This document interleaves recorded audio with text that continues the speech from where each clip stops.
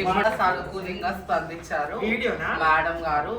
అంటే శైలజ మేడం గారు ప్రత్యేకంగా జోగినీల కోసం పర్సనల్ మీటింగ్ అండి, ఇదేం అఫీషియల్ మీటింగ్ కాదు, చాలా అన్అఫీషియల్ మీటింగ్.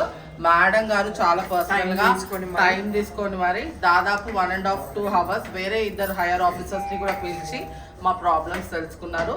ఆ గతంలో ఎన్నడూ కూడా ఇలాంటి మీటింగ్ అరేంజ్ చేయలేదు కాబట్టి మా శిరస్సు వంచి మేడంకి నమస్కారం చేస్తున్నాం. కల్పించినందుకు మాకు చాలా సంతోషంగా ఉంది. ఎప్పుడు మాకు ఇలాంటి అవకాశం దొరకలేదు. మా ప్రాబ్లమ్స్ ఏమున్నాయి, మా సమస్యలు ఏమున్నాయి, మీరు ఎలా బ్రతుకుతున్నారు, మీ ప్రాబ్లమ్స్ ఏంది అని ఈ గవర్నమెంట్ వాళ్ళు మేడం హయ్యర్ సెక్రటరీ వాళ్ళు వీళ్ళందరూ మమ్మల్ని పిలిచి అడిగారు. మాకు చాలా హ్యాపీ అనిపించింది. ఇది అడగడమే కాదు, ఇది అమలు జరగాలి, అమలు చేయాలి. మాలాంటి చిన్న శక్తులు, గరీబోళ్ళు, ఉన్నోళ్ళు లేనోళ్ళు చాలామంది ఉన్నారు.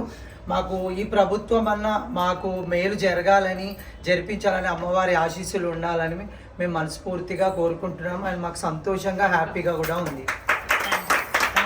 అలాగే ముఖ్యంగా ఈ అన్నపూర్ణ మేడం గారు, ఈవో గారు ఫస్ట్ మాకు కాల్ చేశారు. కాల్ చేసి మీ సమస్యల పైన ఒక మీటింగ్ అరేంజ్ చేస్తామమ్మా, ఇది అన్అఫీషియల్ మీటింగ్ శైలజారాం గారు వాళ్ళ ఆధ్వర్యంలో కండక్ట్ చేస్తున్నారని చెప్పారు. మేము స్పెషల్గా వాళ్ళకి అడిగిన దానిలో ఒకటి మా నీడ్ ఫెసిలిటీ, పెన్షన్స్ కోసము, ఇళ్ల స్థలాల కోసము, అలాగే హెల్త్ ఇన్సూరెన్స్ కోసము, మూడింటి పైన కూడా వాళ్ళు చాలా సానుకూలంగా స్పందించారు. ఇప్పుడు తొందరలో వాళ్ళు అందరు ఎంతమంది ఉన్నారో గ్యాదర్ చేసి ఆ ఇన్ఫర్మేషన్ పైన మాకు ఎలాంటి చేయాలనేది వాళ్ళు ఆలోచిస్తా అని చెప్పారు. సో అన్నపూర్ణ మేడం గారికి కూడా నేను చాలా ధన్యవాదాలు. ఎందుకంటే అన్నపూర్ణ మేడం గారు ప్రతి దాంట్లో మాకు హెల్ప్ చేస్తారు. మీటింగ్స్ కానీ, టెంపుల్స్ విషయాలలో కానీ మంచి సజెషన్. ఇవాళ ఇక్కడికి రావడానికి కారణం కూడా మేడం గారు. అందరూ క్లాప్స్ కొట్టండి మేడం.